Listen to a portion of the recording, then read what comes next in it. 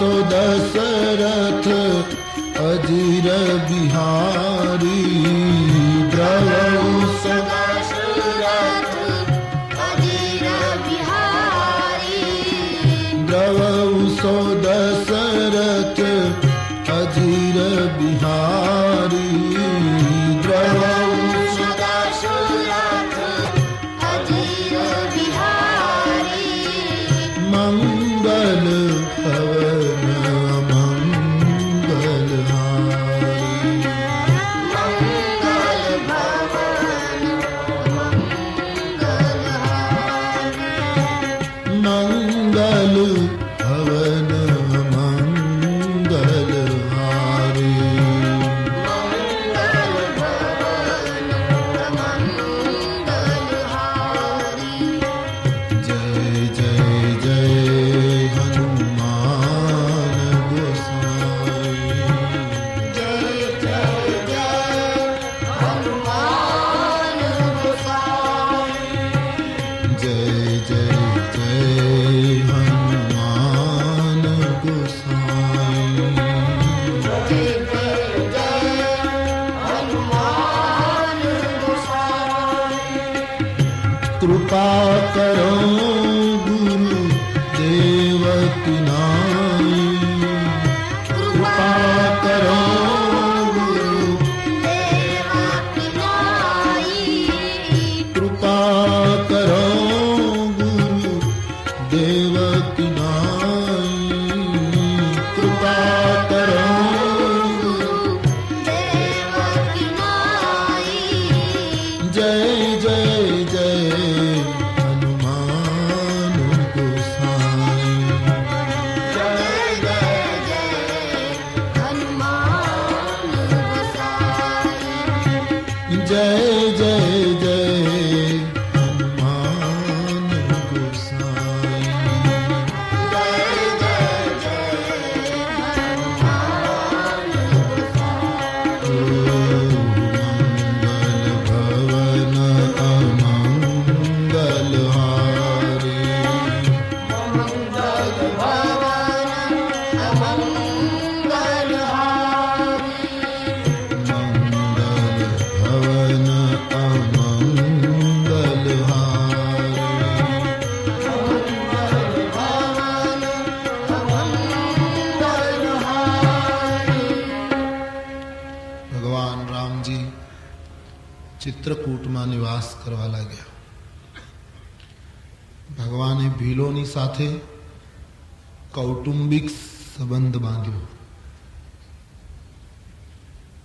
વેદ જેને નેતિ કહે, મુનિઓના મનને જે ઈશ્વર અગમ, એ પ્રભુ આજ ભીલોની સાથે એવી રીતે એની વાતો સાંભળે છે જેમ પિતા પુત્રની ભાષા સાંભળે. गोस्वामी जी लिखते हैं, वेद वचन मुनि मन अगम ते प्रभु करुणा ऐन वचन की रात अनके सुनत जिमि पितु बालक बैन. અને એનું કારણ ગોસ્વામીજીએ બતાવ્યું, રામ ही केवल प्रेम पियारा राम ही केवल प्रेम पियारा राम ही केवल प्रेम पियारा राम ही केवल प्रेम पियारा जान ले जो जान निहारा जान ले जो जान निहारा राम ही केवल प्रेम प्यारा राम ही केवल प्रेम प्यारा राम ही केवल प्रेम प्यारा राम केवल प्रेम प्यारा. रामनाथ जात વર્ગ એ કશું જોતા નથી, કેવલ એને પ્રેમ પ્રિય છે. ગોસ્વામી કહે જેને જાણવું હોય તે જાણી લે. આમ ભીલોની વચ્ચે સ્થિર થયા. સીતાજી સતત કોશિશ કરે કે મારા કોઈ વર્તનથી પ્રભુને દુઃખ ન થવું જોઈએ, લક્ષ્મણજીને ચિંતા ન થવી જોઈએ. લક્ષ્મણજી સતત કોશિશ કરે કે હું મારા માતા પિતાને એવી રીતે સાચવું કે એને કોઈ કષ્ટ ન પડે.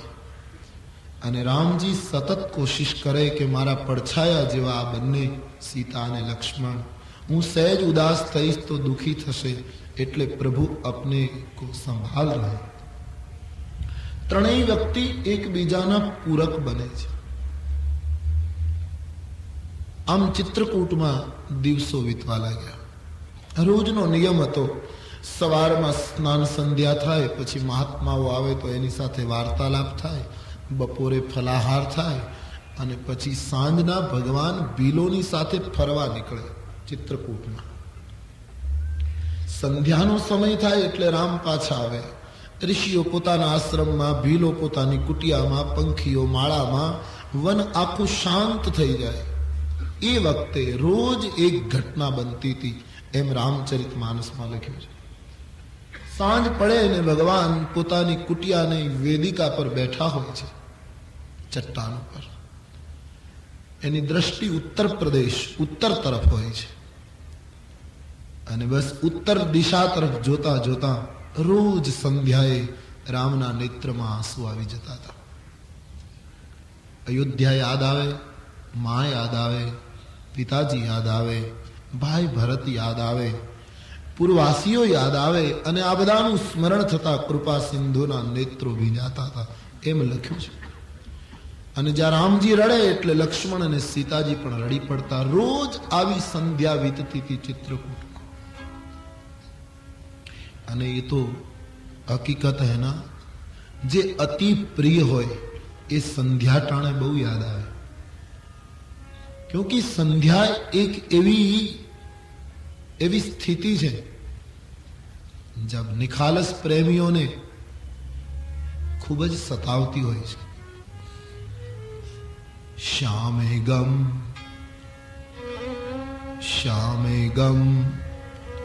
भी अजीब होती है. श्यामे गम भी अजीब होती है, केवल दिल जलों के नसीब होती है. દર્દ ભરેલી સાંજ એ કંઈક જુદી જ હોય છે, પણ એ તો દિલના બળેલાના નસીબમાં હોય, એ કંઈ બધાના ભાગમાં નથી. केवल दिल जलों के नसीब होती है, शाम गम भी अजीब होती है. તો સંધ્યા થાય છે ને ભગવાનની આંખમાં અશ્રુ, એમ બાબાજી લખે છે. નેત્રો ભીંજાયા છે. જબ જબ રામ અવધ સુધી કરગી, તબ તબ બારી વિલોચન ભરગી. जब जब राम अवध सुधी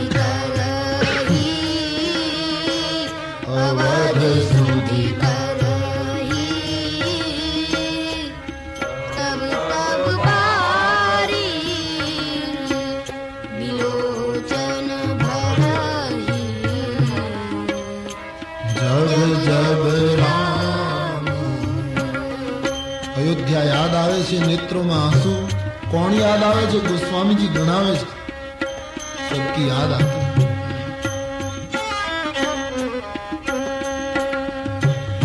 સુમિરે માતુ પિતુ, माँ पिता पूर्ववासियों सबकी याद उमड़ाई.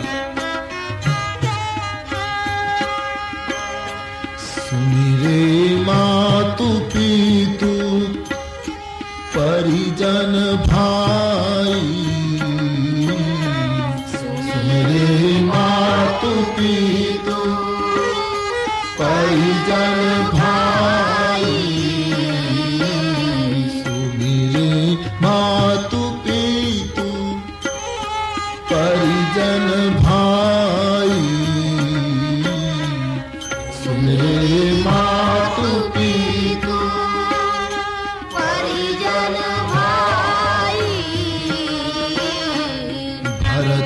स्नेह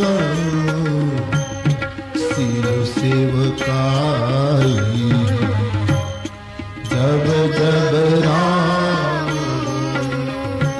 अवध सुधि करही अवध सुधि करही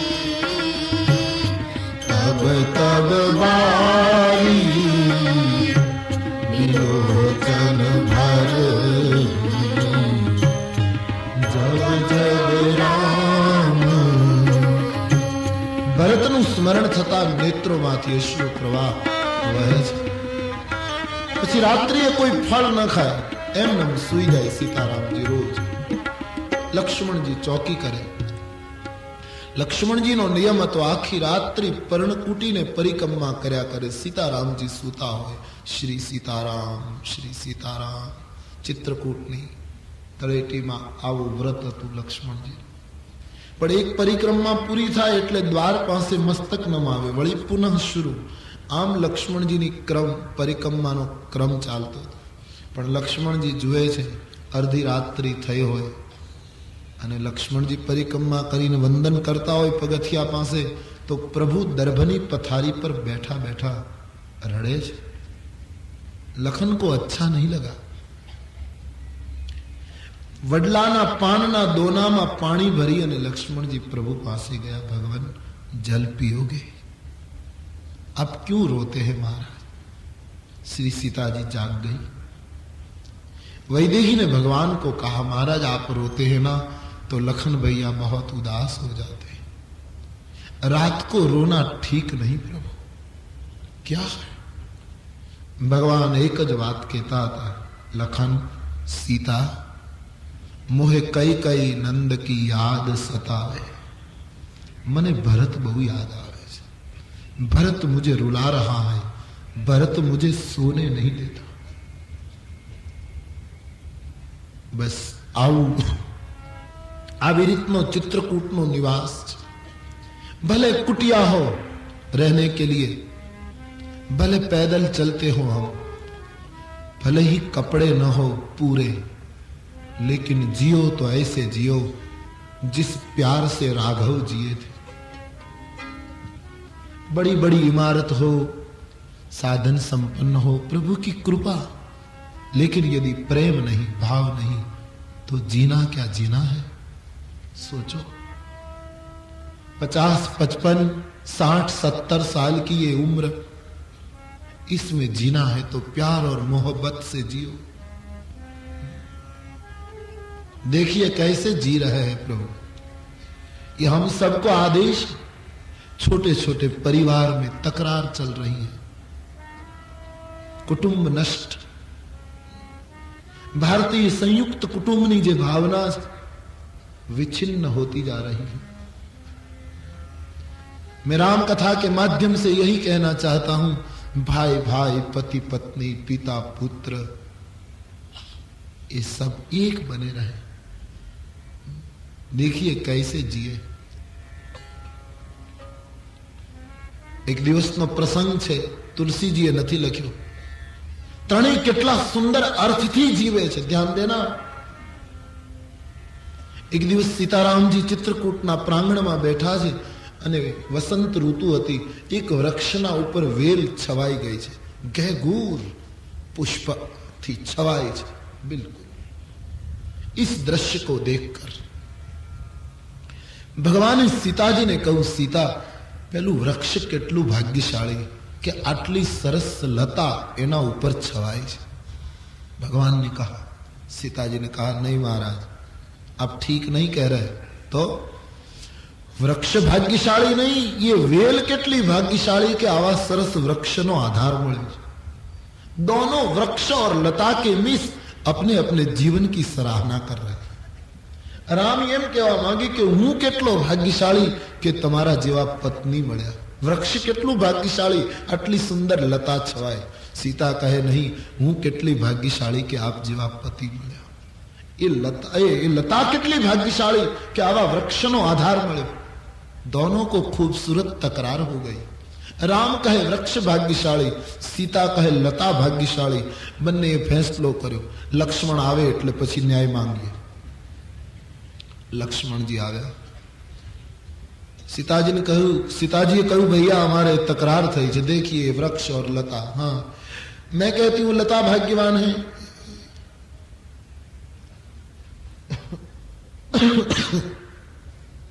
और सरकार कहते हैं वृक्ष भाग्यवान है.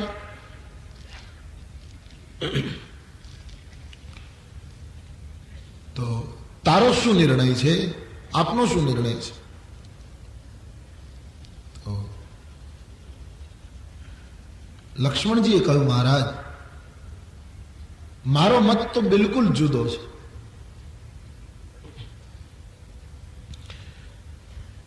एक क्षण के लिए राजा राम राम राम सीता राम राम राम, राजा राम राम राम सीता राम राम राम, राजा राम राम राम सीता राम राम राम, राजा राम राम राम सीता राम राम राम, राजा राम राम राम सीता राम राम राम, राजा राम राम राम सीता राम राम राम, राजा राम राम राम सीता राम राम राम, राजा राम राम राम सीता राम राम राम. આપણી ચર્ચા છે. લક્ષ્મણજીને પૂછવામાં આવ્યું કે લતા ભાગ્યશાળી કે વૃક્ષ ભાગ્યશાળી. લક્ષ્મણજીએ કહ્યું મહારાજ માં, હા મારા મત પ્રમાણે તો લતાય ભાગ્યશાળી નથી ને વૃક્ષ પણ ભાગ્યશાળી નથી. તો મને તો લાગે છે ભાગ્યશાળી એ મુસાફર છે જે વૃક્ષ અને લતાની છાયામાં આરામ કરી રહ્યો છે. न तो आप भाग्यवान हैं मां, न तो मेरे प्रभु भाग्यवान हैं. भाग्यवान तो है सुमित्रा का बेटा जो तुम्हारी कृपा की छाया में पला जा रहा है. बस ऐसे जी रहे हैं तीनों. आज अपना जीवन माथी आ भाव वृद्धि पामવો જોઈએ. बस भारतीयोना कुटुंबમાં દિવસો વીતવા લાગ્યા.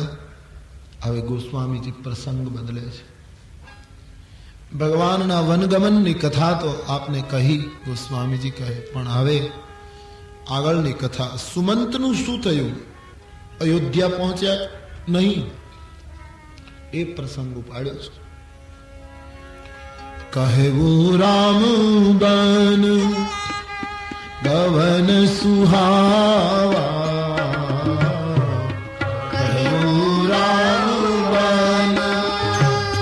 गवन सुहावा, कहेवो राम बन गवन सुहावा,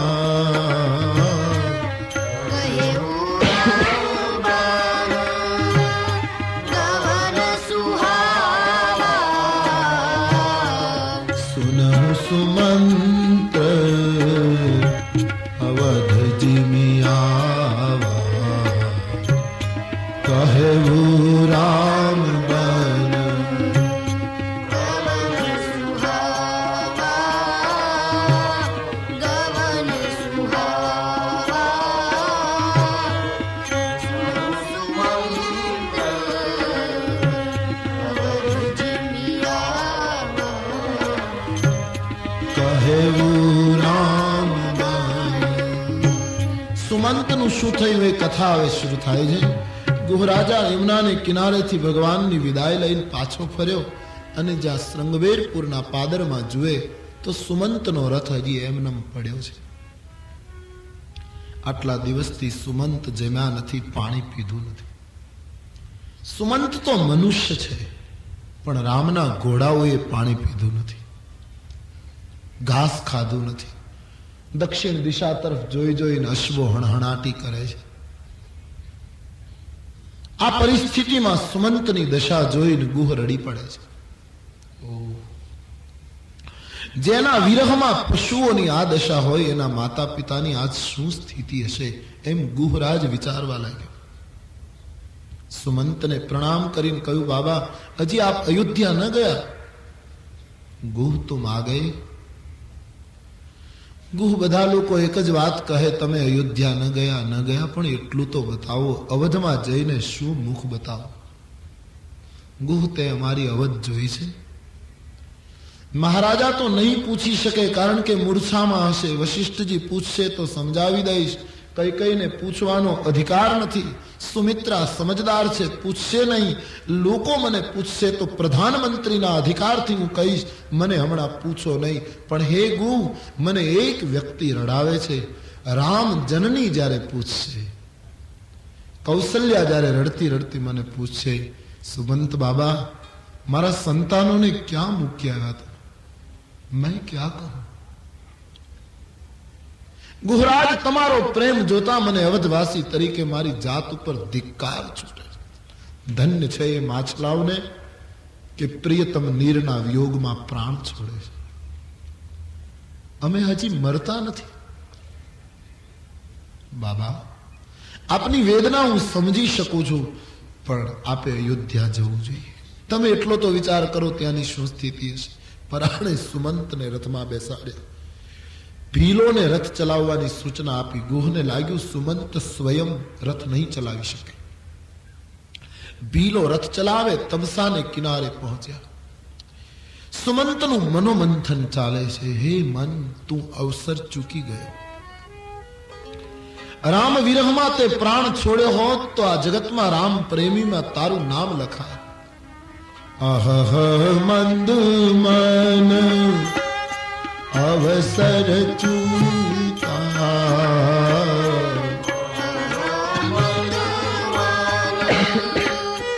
અવસર ચૂકા.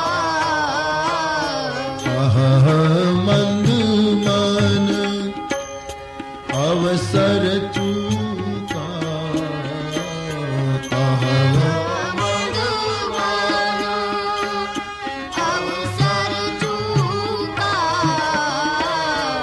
અજહુન હૃદય હોત હુઈ ટૂકા. અહહ મંદ મન અવસર ચૂકા. અવસર ચૂકા. અજહુન હૃદય હોત હુઈ ટૂકા. રામ વગર હું અવધમાં કેમ જાઉં? શું જવાબ આપું? મારો સમાજ જવાબ સાંભળી અયોધ્યાને કંઈક થાય તો રો રહા સુમન. પ્રેમ ઉસે કહેતે. તમે કૃષ્ણ કથા સાંભળી છે. ભગવાન શ્રી કૃષ્ણને મૂકીને જ્યારે દારૂ પાછા ફર્યા, અર્જુનને સમાચાર આપ્યા, બધાને ખબર પડી ગઈ કે ભગવાન સ્વધામ ગયા. અર્જુન ભાંગી ગયો એ વખતે આ સાંભળી. પણ હસ્તિનાપુરમાં જ્યારે આ સમાચાર પહોંચ્યા, અર્જુનને રડતા જોઈને ધર્મએ પૂછ્યું છે, ભાઈ શું છે? મોટા ભાઈ શું કહું, પણ છે શું? મોટા ભાઈ ભગવાન શ્રી કૃષ્ણ જતા રહે. અર્જુન હા. માં કુંતા દોડતા આવ્યા છે. શું વાત છે? હા, એવી કથા મળી છે. શ્રી કુંતા માએ ભગવાન શ્રી કૃષ્ણની વાત સાંભળતા જ પોતાના પ્રાણ છોડી દીધા. મારા બાળકોને કુરુક્ષેત્રના મેદાનમાં મદદ કરનાર, મારા ભીમને વિષ આપ્યું ત્યારે એમાંથી મુક્ત કરનાર, લાક્ષા ગૃહમાંથી બચાવનાર, મારી પુત્ર વધુની આબરૂ બચાવનાર ગોવિંદ જતો રહ્યો. બસ ઉસી વક્ત આઘાત લગા. और श्री कुंता मैया ने प्राण छोड़ दिया। प्रेम। आज સુમંતની એ દશા છે। તમસાને કિનારે રથ મૂકી ભીલો પાછા ફર્યા। અયોધ્યા પહોંચે છે સુમંત, પણ બિલકુલ શાંત અયોધ્યા, માનો સ્મશાન। 24 કલાક છડીઓ પુકારાતી હતી, નોબતો વાગતી હતી શ્રી અવધમાં। આજ અવધમાં ફૂલ ખીલતા નથી, અવધમાં દીપ જલતા નથી। પોતાની અયોધ્યાની આ કરુણ સ્થિતિ જોઈ સુમંત બહુ રડી પડે છે। સંધ્યા થઈ ગઈ, અંધકાર થયો।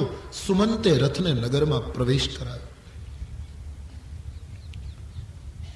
સુમંતની મનોવ્યથાનું વર્ણન કરતા ગોસ્વામીજી દ્રષ્ટાંત આપે છે કે ગાય, બ્રાહ્મણ અને ગુરુ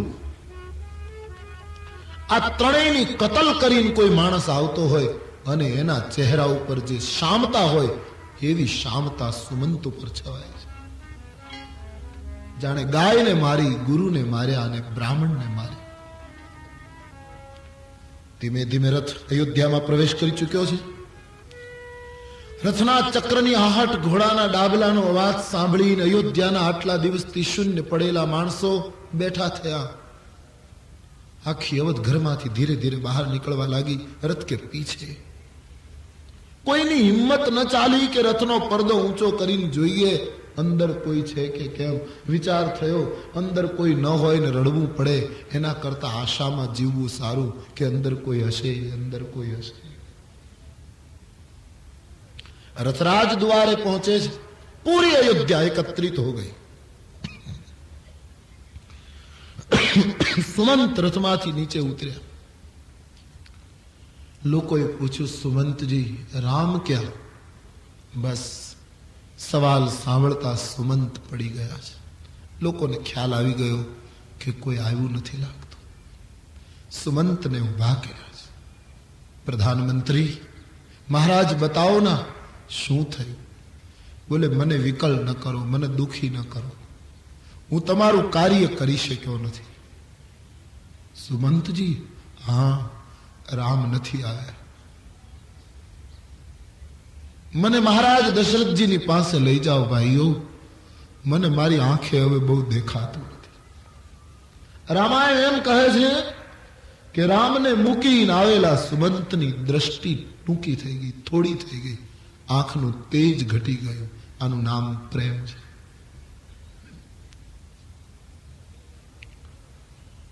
સુમંતને બે જણાએ દોર્યા છે।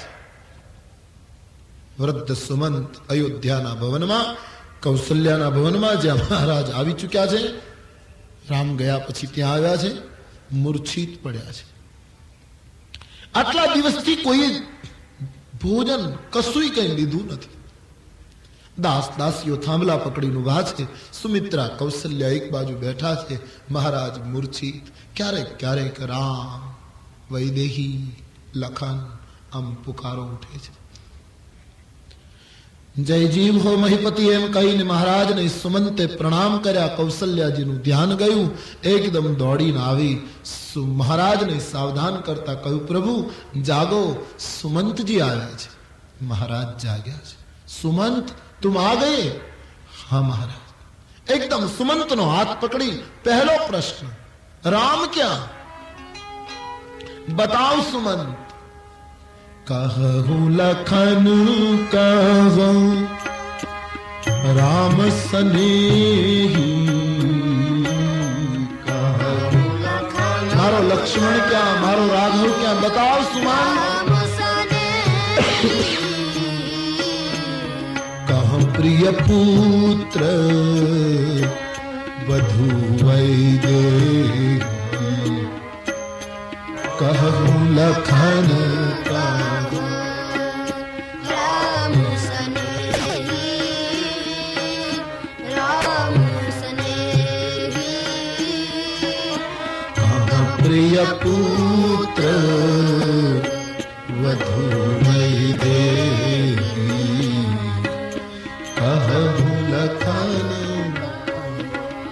મારી પુત્ર વધુ ક્યાં, સુમંત તું ત્રણેયને લઈ આવ્યો ને ક્યાં છે બતાવ ને ભાઈ. શું સ્નાન કરવા ગયા છે ત્રણેય? થાક્યા છે? કહા હે તીનો? સુમંત રડી પડ્યા છે. આને હું શું જવાબ આપું? સબકી આંખે ભરી થી. સુમંતે કહ્યું બાબા તમે ધીરજ રાખો તો હું કહી શકું. બોલ ભાઈ. પ્રથમ બાસ તમસા ભયવું દૂસર સુરસરી તીર.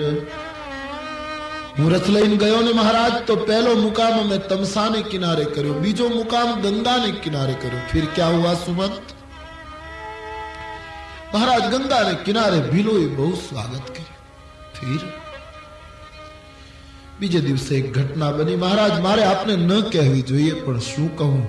બોલતા બોલતા સુમંત ખૂબ રડે છે. सुमंत हाँ प्रभु मैंने देखा नजरों से. क्या? રામજીએ ગુહની પાસે વડલાનું દૂધ મંગાવી અને પોતાના વાળમાં વડલાનું દૂધ નાખી આપણા રાઘવે જટા બાંધી. જટા બાંધી એ શબ્દ સાંભળતા માતાઓ ધરતી ઉપર પડવા માંડી. મહારાજ મેં આપનો સંદેશો આપ્યો કે પિતાજી આમ કહ્યું છે તમે ઘરે આવો, પણ રામ તો આર્ય પુત્ર છે.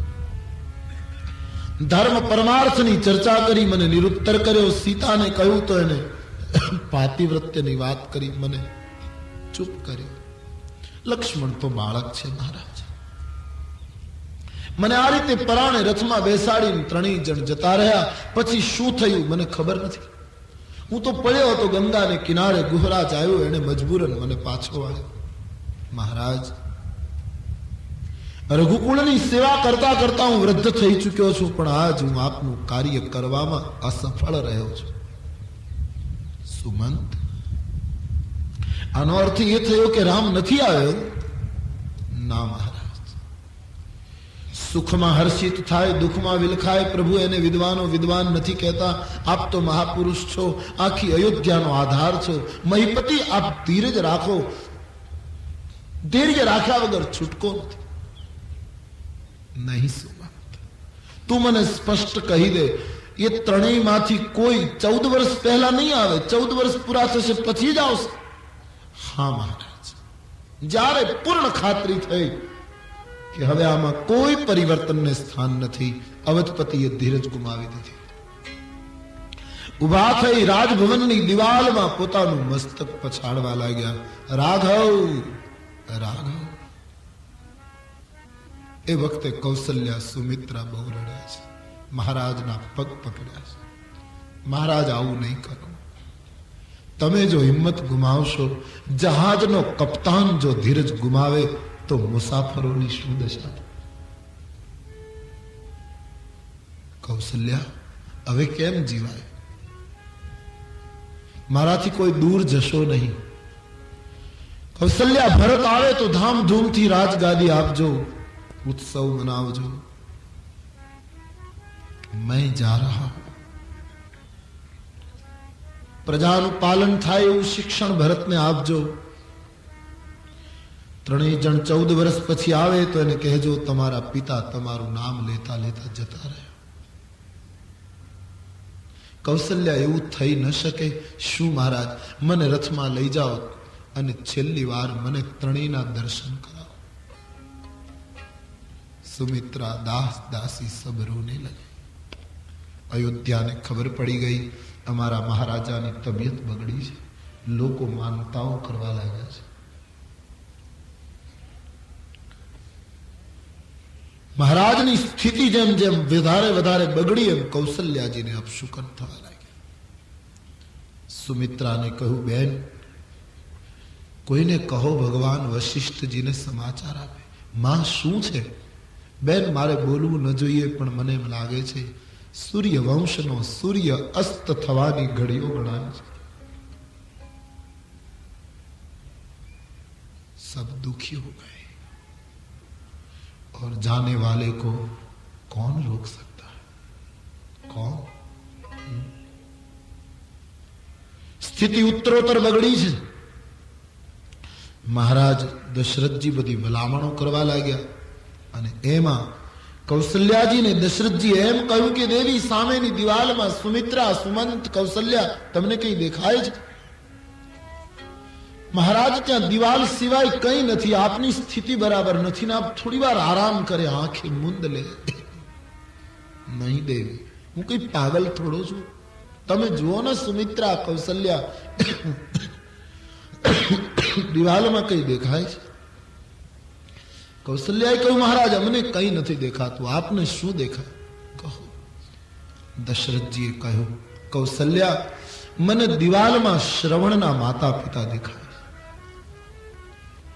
કૌશલ્યા મેં તમને કહ્યું નહોતું દુઃખ થાય એટલા માટે, એક વાર મેં શ્રવણ ઉપર યાની કાન ઉપર ભરોસો રાખીને શબ્દ સાંભળીને શ્રવણ નામના બાળકને તીર માર્યું અને એના માતા પિતાને ખબર પડી ત્યારે એણે મને શાપ આપ્યો કે અમારા પુત્ર વિરહમાં મોત થાય છે, અમારું તારે 4 દીકરા હશે પણ પ્રાણ છોડીશ ત્યારે એકેય પુત્રની હાજરી નહીં. કૌશલ્યા મારે દ્રષ્ટિથી જોઈને નિર્ણય કરવો જોઈતો હતો પણ મેં દ્રષ્ટિ ઉપર ભરોસો ન રાખ્યો, કેવલ કાન ઉપર ભરોસો રાખ્યો. કોઈ પણ વસ્તુ કેવલ શ્રવણ ઉપર ભરોસો ન રાખજો, जरा दर्शन भी करजो, वरना तुम किसी के लिए गैर समझ पैदा कर सकते हो. કોઈ તમને કોઈના માટે કંઈ કહે એના ઉપર ફેસલો ન કરશો. આવી રીતે સમાજમાં ઘણા અનર્થો સર્જાયા છે. કેવલ શ્રવણ, ફલાણાએ આમ કહ્યું અમે આવું સાંભળ્યું એમ કરીને કોઈ વ્યક્તિ, કોઈ વિષય, કોઈ સમાજ એના માટે નિર્ણય ન કરી લેશો, वरना पछताओगे अवदेश की तरह. दृष्टि से निर्णय करना, देखना ठीक से. श्रवण का व्याख्यान बड़ा प्यारा व्याख्यान. बड़ी कथा कही दी, मैं भूल करी एनु परिणाम आज આવી રહ્યું છે. અને આના ઉપરથી મારે તમારે શીખવાનું કે દશરથજી બ્રહ્મના પિતા છે. આ જગતની અંદર બ્રહ્મના પિતાને કર્મ ભોગવવું પડે છે તો હું તમે કઈ ગણતરીમાં. માટે કર્મ કરતા પહેલા વિચારજો, બહુ વિચાર છે. અહીં કર્મ કોઈને છોડતું નથી. તાપસ અંધ શાપ સુધી આયુ,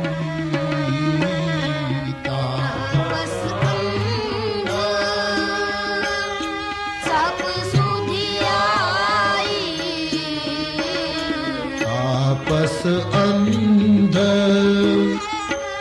शाप सुधी आई,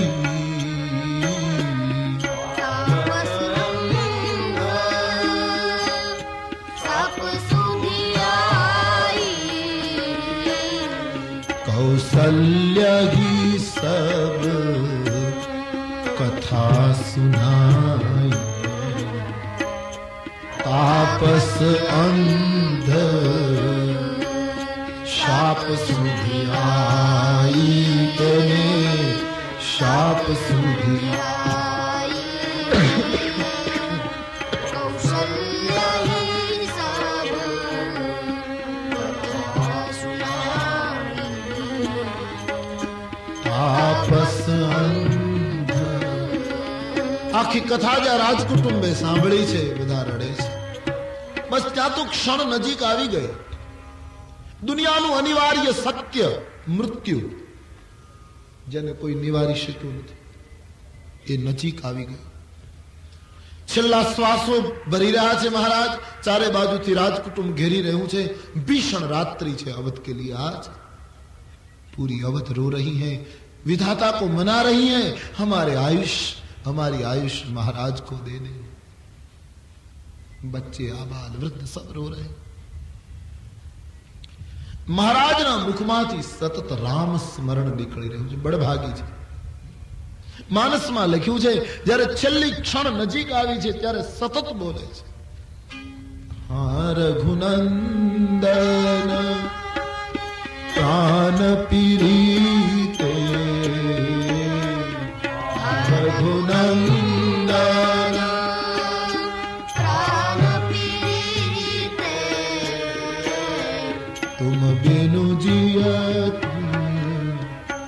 बहुत दिन बीते रघुनंदन प्राण प्रीते प्राण प्रीते तुम बिनु जियात बहुत दिन बीते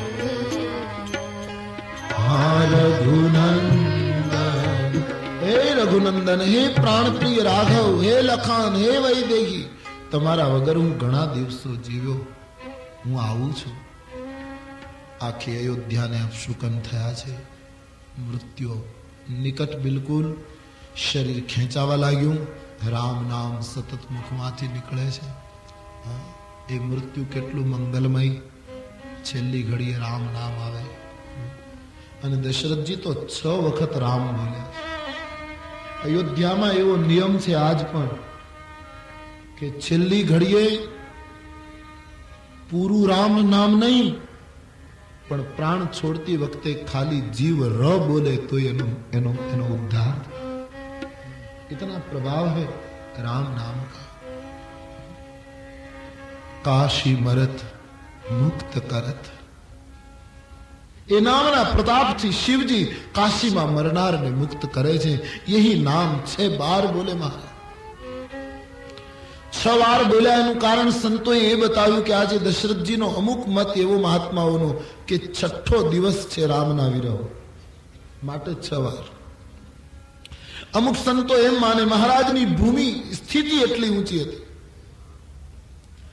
અમુક સંતો એમ કહે કે 6 વખત રામ નામ એટલા માટે બોલ્યા કે રામ નામ 6 શાસ્ત્રનો સાર છે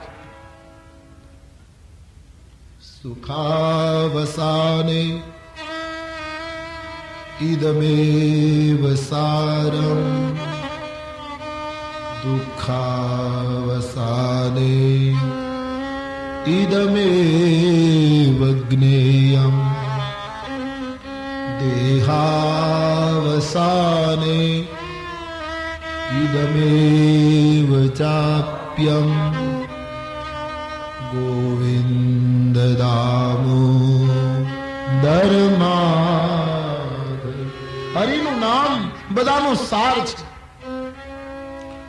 અથવા તો 6 વખત રામ રામ બોલ્યા કારણ કે 3 વ્યક્તિથી વિદાય લીધી સુમિત્રા કૌશલ્યા અને સુમંત ત્રણેયને રામ રામ કહા માટે 6 વાર અથવા તો સીતા લખન અને રામને મારી વિદાય કહેજો એ ત્રણેયને મારા છેલ્લા રામ રામ કારણ ગમે તે હોય પણ બળભાગી મહાપુરુષ 6 વખત સ્પષ્ટ શબ્દોમાં રામ બોલ્યા એમ માનસકારે લખ્યું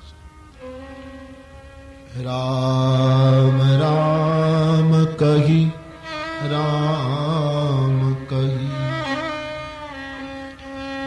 રામ રામ કહી રામ તન પરિહરે રઘુવીર બિરહ राव गए सूरधाम राम राम राम बोलता बोलता महाराज नो प्राण उड़वानी तैयारी आखी अयोध्या मुश्केली में कौशल्या सुमित्रा बहु रड़े महाराज धीरज राखो लेकिन कौन